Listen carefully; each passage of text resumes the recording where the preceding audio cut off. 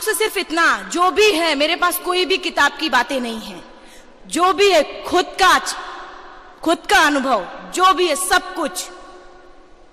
हाँ, जब इसके पहले इसके आज जो अचीव किया है मैंने, उसके पीछे सबका हाथ है उसमें। 2011 में 11 अप्रैल मैं लखनऊ से दिल्ली आ रही थी, मेरा जॉब इंटरव्यू था। उस दौरान कुछ बदमाशों ने मुझे चलती ट्रेन से बाहर फेंक दिया था। एक सोने की चैन पहन रखी थी मैंने, उसको छीनने के लिए सभी ने कंपार्टमेंट में दे दिया, मैंने सिर्फ विरोध किया कि नहीं, मैं नहीं दूंगी। उन्होंने मुझे चलती ट्रेन से बाहर फेंक दिया।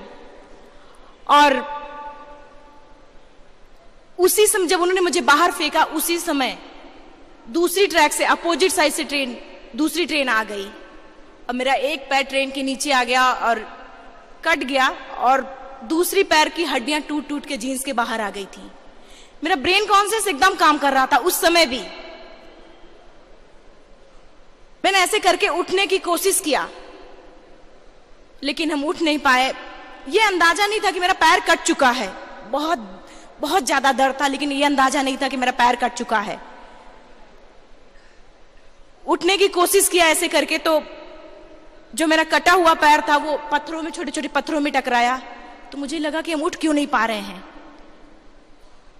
वहीं पे थाई को उठा के देखा तो मेरा पैर कट चुका था और सूज सहित ऐसे उसमें लटक गया था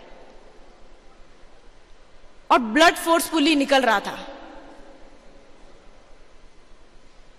कई ट्रेनें, बहुत सारी ट्रेनें गुजरती गई, करीब 49 ट्रेनें अप डाउन हुई थी। सुबह गांव वालों ने मुझे देखा और हॉस्पिटल पहुंचाया। सामान ढोने वाला, जिसपे सामान ढोते हैं, उसपे कूली जिसपे सामान रख के लेके जाता है, उस पे रख के वो मुझे लेके गए। और जहां मेरा एक्सीडेंट हुआ था बरेली, वहां की डॉक्टर थी, उन्होंने जब मुझे देखा और तुरंत रिफर कर दिया डिस्ट्रिक्ट हॉस्पिटल। डिस्ट्रिक्ट हॉस्पिटल में मुझे ले गया गया और बेड पे लिटा दिया गया था। आसपास मेरे सारे डॉक्टर खड़े हुए थे, आपस में बातें करने की, हमारे पास ब्लड नहीं है, एनेस्थीसिया नहीं है, ऑक्सीजन नहीं, हम कैसे इसका इलाज शुरू करें।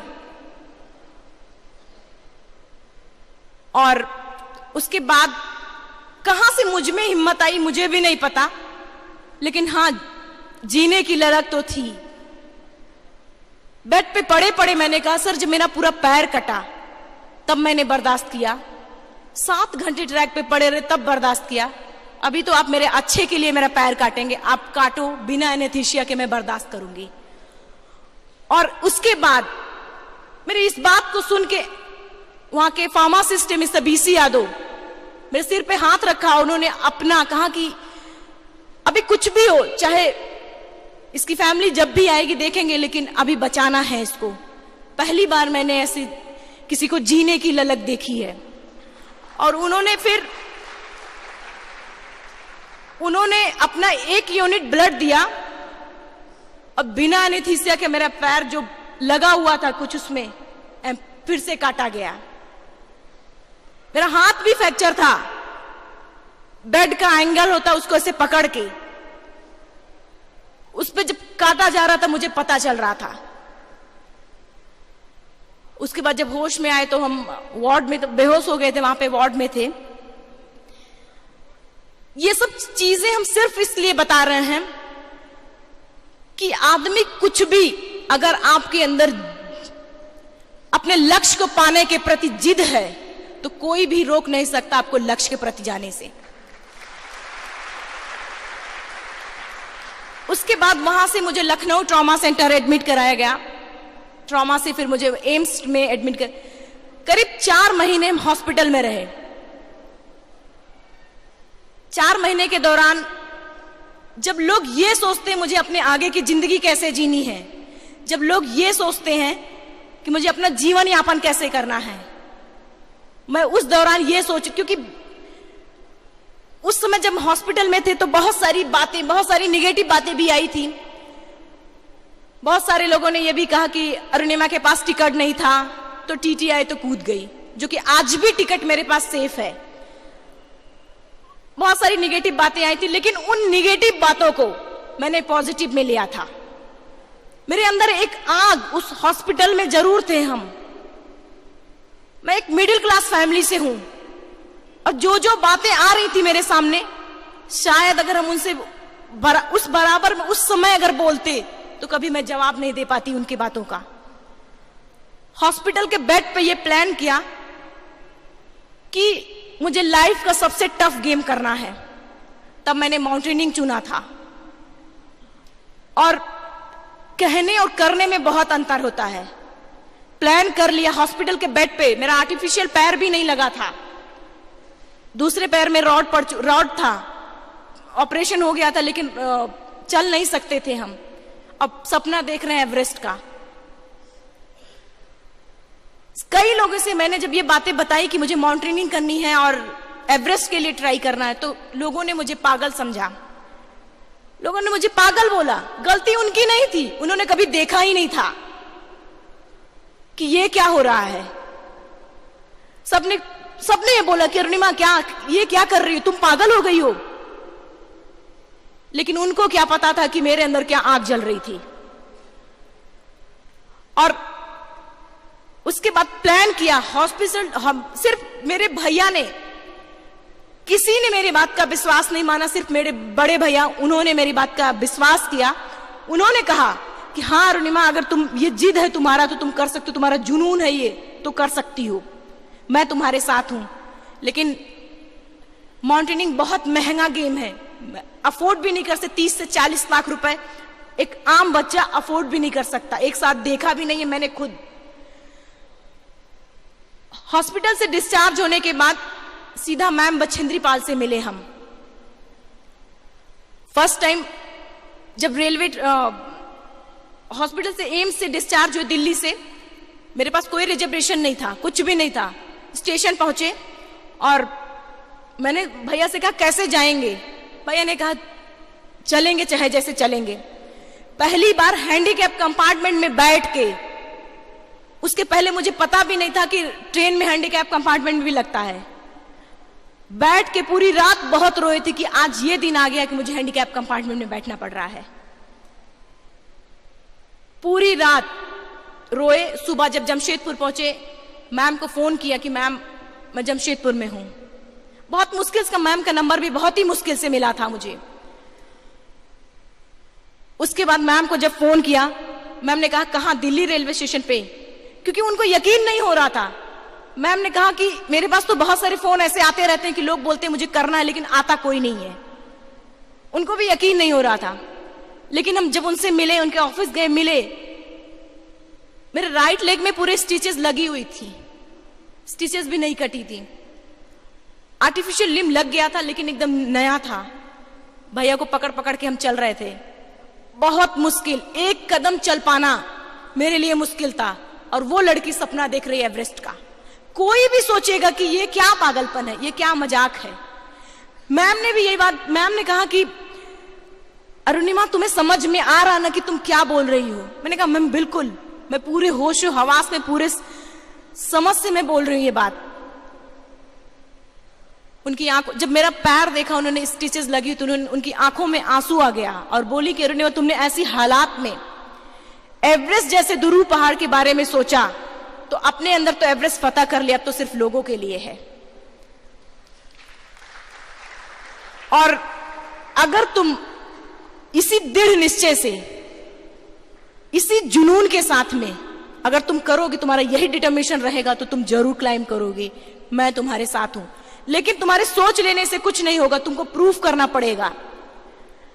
मैंने यही बोला कि मैम मुझे बस एक मौका आप दीजिए, मैं प्रूफ कर दूंगी। उसके बाद जब ट्रेनिंग के लिए जाते, सारे लोग नॉर्मल थे। मेरा एक आर्टिफिशियल लिम्ब के साथ में मेरा ऐसा था कि आर्टिफिशियल लिम्ब था। हर कोई बोलता, हर कोई यही बात। मैंने खुद को समझा लिया था कि मैं हैंडीकैप होके भी नहीं हूं, मैं सारे काम कर सकती हूं। लेकिन मुझे दूसरों के लिए समझाना बहुत मुश्किल था। और फर्स्ट टाइम जब हम बेस ट्रेनिंग के लिए गए, बेस कैंप से किसी टॉप के लिए निकलते थे तो हर कोई मुझसे आगे निकल जाता था। हर बार मुझे लगता था कि हम सपना देख रहे हैं एवरेस्ट का और हम पहुंच ही नहीं पा रहे हैं इनके। कभी कभी होता था कि 20 से मुझे वापस कर लिया जाता था, कभी कभी ये होता कि टॉप पे 1-2 घंटे बाद पहुंचते थे हम हर बार। लेकिन खुद को मोटिवेट करते ये सोच के कि एक दिन ऐसा आएगा कि मैं इनसे पहले जाऊंगी, इनसे आगे जाऊंगी। स्वामी जी कहते हैं कि जिसको अपनी अंतरात्मा पे विश्वास नहीं है वो किसी और चीज पे कैसे विश्वास कर सकता है। मुझे अपनी अंतरात्मा पे विश्वास था कि नहीं, मैं एक दिन ऐसा आएगा मैं कर सकती हूं, और उस चीज को सिर्फ विश्वास करके और आगे बढ़े। जब पहले 5 किलो का वेट उठाना शुरू किया, 10 किलो, धीरे धीरे करके वेट बढ़ाना शुरू किया। वो लोग जो ट्रेनिंग के लिए आते सिर्फ 10 दिन के लिए आते थे, मैं कंटिन्यूअसली वही करती थी। करीब 6-7 महीने 8 महीने बाद इतना अच्छा हम चलने लगे थे कि बेस कैंप से हम टॉप के लिए निकलते और उनसे पहले टॉप पे पहुंचते, जब और बैठ के वहां से देखते थे और वो लोग हमसे ये पूछते कि मैडम आप खाते क्या हो, ये पूछना शुरू किया उन्होंने। तब मुझे भी यकीन हुआ कि हाँ अभी ठीक है। जब ट्रेनिंग में आर्टिफिशियल लिम्ब नया था, इतना चलने की वजह से पूरा उसमें से ब्लड निकल, ब्लिस्टर होता, फ्रिक्शन के बाद ब्लड निकलने लगता था। 1-2 बार हम पहले पैर को खोल खोल के देखते कि ये क्या है कि ब्लड निकल रहा है मेरे पैर से, लेकिन उसकी वजह से हम पीछे हो जाते थे। उसी दिन मैंने निश्चय किया आज के बाद ये पैर नहीं खोलेंगे जब तक मेरा काम हो नहीं जाएगा। और लगातार जब तक मैं अपने दिन भर चाहे किसी काम में हूं, मैं तब से लेके आज तक मैंने कभी पैर नहीं निकाला रास्ते में। और वो ब्लिस्टर होता फ्रिक्शन की वजह से, फिर उसमें से ब्लड निकल, मेरा जो सिलिकॉन जेल पहनते उसमें से ब्लड भर जाता था। लगातार फिर भी चलते रहते थे।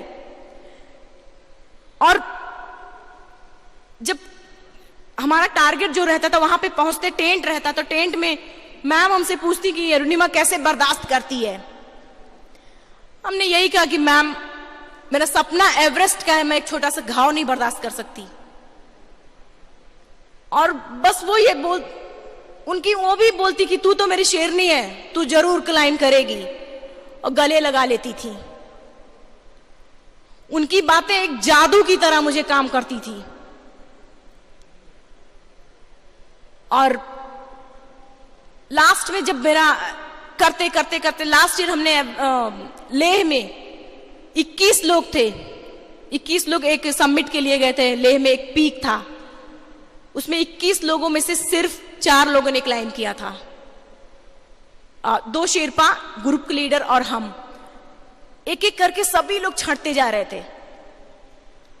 जब सब लोग छट रहे थे तो मेरे दिमाग में ये आ रहा था कि ये लोग सब कुछ ठीक ठाक है, उसके बाद भी छट जा रहे हैं तो मेरा क्या होगा। लेकिन खुद को ये वही कह के मोटिवेट करते थे कि जो मुझ में है वो इनमें नहीं, इसलिए ये नहीं कर सकता, मैं करूंगी। ये सोच सोच के सिर्फ आगे बढ़ते गए। उसको भी क्लाइंब किया। एवरेस्ट के लिए जब निकले यहां से, लास्ट ईयर जितने लोग थे सबमिट करके एवरेस्ट आए, तो वो लोग हर कोई बोलता कि अरुणिमा हमारे लिए इतना मुश्किल है तो तुम कैसे करोगी। और जब हम शेरपा, जो हमारा शेरपा था एवरेस्ट के लिए जगह, तो जब शेरपा को यह बात पता चला कि अरुणिमा का आर्टिफिशियल पैर है और दूसरे पैर में रॉड है, वो मेरे साथ चलने से ही इनकार कर दिया कि नहीं, मैं नहीं जाऊंगा, कि इसकी वजह से मैं अपनी जान नहीं दूंगा। मैंने उसको समझाया नहीं ऐसा कुछ नहीं होगा, मैंने प्रॉपर तरीके से ट्रेनिंग ली है, अब चलो। और किसी तरीके से वो तैयार हुआ और आगे जब चलने लगे, प्रॉपर एक्लेमेटाइजेशन के लिए मैंने आइलैंड पीक किया है। अगर शायद आप लोगों में से किसी ने माउंटेन के बारे में अगर पता होगा कुछ, तो पता होगा कि आइलैंड पीक कितना टेक्निकल पीक है। शेरपा ने बोला कि आइलैंड पीक नामुमकिन है,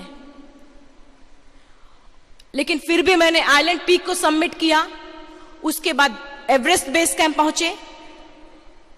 डेथ जोन एरिया, एक कुंभू आइसफॉल डेथ जोन एरिया बोलते हैं उसको, उसको 6 बार क्लाइंब किया, 3 बार गए और 3 बार वापस आए। 6 बार उसको आने जाने से 6 बार क्रॉस किया। हम कुछ चीजें एवरेस्ट की थोड़ी सी शेयर करेंगे आप लोगों से। जब हम लास्ट समिट के लिए जिस दिन हम निकलना शुरू किए, कैंप 3 से कैंप 4 के लिए रास्ते में येलो बैंड है, उसमें मेरा क्रैम्पोन रॉक में फंस गया और मेरा आर्टिफिशियल पैर ऐसे निकल गया। पीछे से सारे लोग बोल रहे कीप मूविंग कीप मूविंग। मैं कैसे चलती, मेरा तो पैर निकल चुका था। उसके बाद पैर को सही किया, फिर आगे बढ़ना शुरू किया। साउथ कोल से जब ऊपर 20 मई 2013 को जब हमने लास्ट समिट के लिए जिस दिन निकले, आंखों के सामने इतनी सारी डेड बॉडीज पड़ी, अच्छे अच्छे माउंटेन है, कितना बड़ा हौसला ना हो किसी का जब आंखों सामने कोई किसी को मरते देखता है। अच्छे अच्छे के हौसले टूट जाते हैं। वाकई में अपनी आंखों से जब मैंने देखा कि लोग आंखों के सामने मर रहे हैं बिना ऑक्सीजन। साउथ कोल में एक लड़की, कोरियन लड़की, पैर रगड़ रगड़ के, कुछ नहीं कोई कर सकता, क्योंकि अगर हम अपना ऑक्सीजन निकाल के देते हैं तो हमारी मौत तय है। अगर वो कोई कुछ भी नहीं कर सकता। और एक जब हम ऊपर जा रहे थे लास्ट समिट के दिन, तो एक बांग्लादेशी थे, उनका हाथ ऐसे ऐसे हिल रहा था और मुंह से आवाज आ रही थी थोड़ी थोड़ी। स्नोफॉल हो रहा था और हमको जाना है आगे, और वो उनकी मतलब लास्ट मोमेंट उनका था। ये देखने के बाद वहां डिसीजन लेना इतना मुश्किल होता है। मैंने पहली बार देखा था, और पहले से मरी हुई कई डेड बॉडीज, करीब 10-15 डेड बॉडीज पहले से पड़ी हैं, उनके बीच से निकलना है। समझ में नहीं आ रहा था मैं क्या करूं। करीब 30 से 40 सेकेंड हम वहां खड़े हुए, और खड़े होके सोच रहे थे हम क्या करें, नीचे जाएं या ऊपर जाएं। लेकिन मेरा टारगेट था समिट। मैंने वहां खड़े होकर सिर्फ इतना बोला कि अगर इन सारे लोगों में से एवरेस्ट सबमिट कर लिया सबने, तब तो ठीक है, अगर नहीं सबमिट किया तो मैं सबके लिए एवरेस्ट सबमिट करूंगी और जिंदा वापस जाऊंगी। ये सोच के अपने आप वो आत्मविश्वास जो मैं अपने आप जो पैदा हो रहा था, और ये भी बोला कि आप सब लोग अगर मेरी मिल के मदद करोगे तो मैं सबमिट जरूर एवरेस्ट कर लूं। जब मैं अपने फ्रेंड्स को ये बातें बताती हूँ, सभी लोग हंसते हैं, कहते हैं कि अरुणिमा कैसे तू उनसे बात कर रही थी। लेकिन जो उस समय की सिचुएशन होती है, तो खैर उसके बाद जब हम आगे के लिए निकलते हैं, करीब हिलेरी स्टेप के साउथ समिट, हिलेरी स्टेप के थोड़ा नीचे साउथ समिट एरिया है। हमारे ग्रुप से जितने लोग थे सभी लोग छोड़ के मुझे जा चुके थे, क्योंकि मैं थोड़ा स्लो थी, मैं धीरे धीरे चल रही थी। सभी लोग जा चुके थे और मुझे वापस आते वक्त वहां पे मिले साउथ समिट के करीब।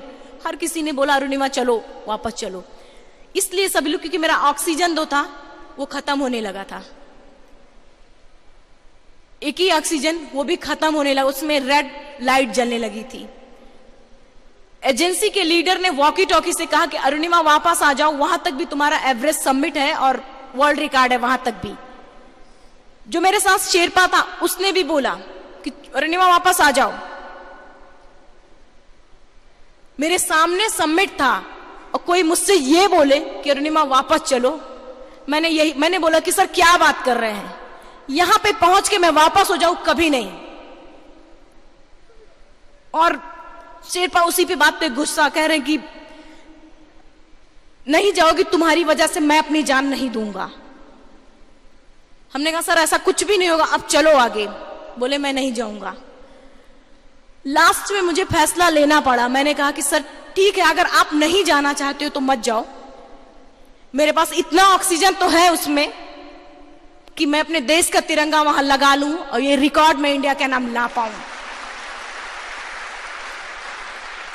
मैं जाऊंगी, ये सोच के कि वाकई में आज आज हम लोग यहाँ पे बैठ के अगर ये बातें कर रहे हैं तो वो चीज, वो फीलिंग्स नहीं आती। लेकिन जिस दिन आप कहीं ऐसी पोजीशन, ऐसी सिचुएशन में होंगे, मुझे दिखाई दे रहा था कि और देश के लोग पहुंच के अपना अपना फ्लैग लगा रहे थे और फोटो खिंचवा रहे थे, खुश थे। मुझे लग रहा था कि मेरे अंदर अपने आप से एनर्जी जनरेट हो रही थी। ये मन कर रहा था कितनी देर जोर से दौड़ूं कि मैं पहुंच जाऊं, लेकिन स्टीप दौड़ नहीं सकते थे हम। मुझे लग रहा था कि मैं कितनी जल्दी ये तिरंगा लगा दूं वहां पे। खैर, ये सोच के फिर हम आगे बढ़े, लास्ट समिट पे पहुंचे। जब हम नी के बल, उस खुशी को कैसे मैं शब्दों में बयां करूं कि क्या खुशी थी मेरे लिए। बस ये मन कर रहा था कि मैं इतनी जोर से चिल्लाऊं, इतनी जोर से चिल्लाऊं उन लोग कि आज मैं सबको बता दूं कि आज मैं टॉप ऑफ द वर्ल्ड पे हूं। उन लोगों को बता दूं जिन लोगों ने मेरा मजाक उड़ाया था। उन लोगों को बता दूं जो लोग ये सोचते हैं, एक तो लड़की, दूसरी विकलांग, वो कभी नहीं कुछ कर सकती। उनका भरम मैं तोड़ना चाहती थी वहां से चिल्ला के कि। और सबसे पहले मैंने धन्यवाद भी उन्हीं लोगों को बोला जो लोग मुझे, मेरी आलोचना कर रहे थे, जो लोग मेरे प्रति निगेटिव बातें बोल रहे थे। क्योंकि अगर वो निगेटिव बातें नहीं बोलते तो मेरे अंदर वो आग ही नहीं पैदा होती। हम तो हर किसी